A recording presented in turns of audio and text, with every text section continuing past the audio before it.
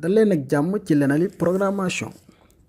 tey suñu première formation ñi ngi ko jagleel algorithme. léegi lan mooy algorithme buñ ko dee wax mooy séquence d'action maanaam ay ndigal la yoo xam ne dañ koy jox ordinateur bi loolu moo ñuy may ñu mën a accès ci benn temps bu ndaw ci benn résultat boo xamante ni ñoo ko programmé suñu bopp.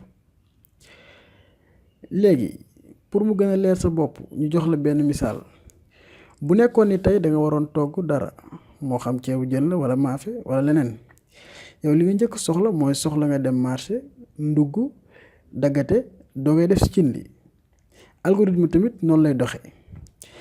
balaa nga bind benn programme ci informatique soxla nga xool bi ban algorithme la ba xam dama soxla ay recherche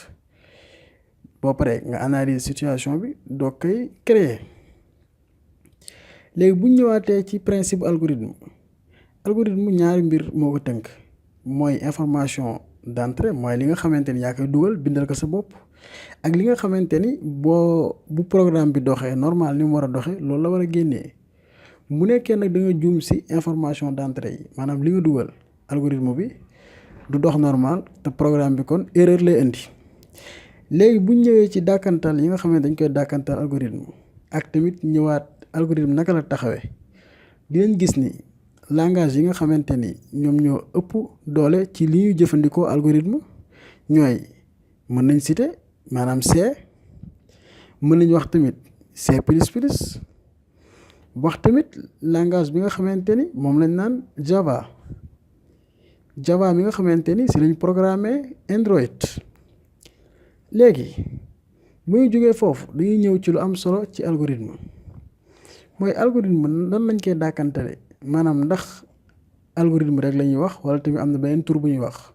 dinañ fekk ni am na beneen tur comme am na ñu naan algo comme di nga tënk foofu.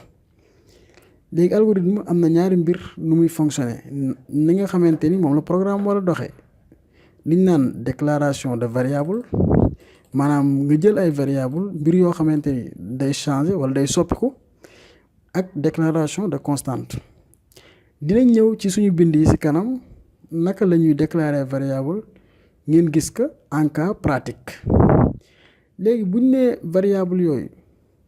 wala constante yi loolu yëpp la ñuy wax ay données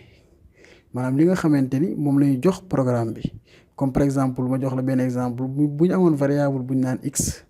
égale 10 léegi bu ñu soxlaa 10 boobu duñ ñëw rek bind 10 mais dañuy bind x rek moo ndil ñu 10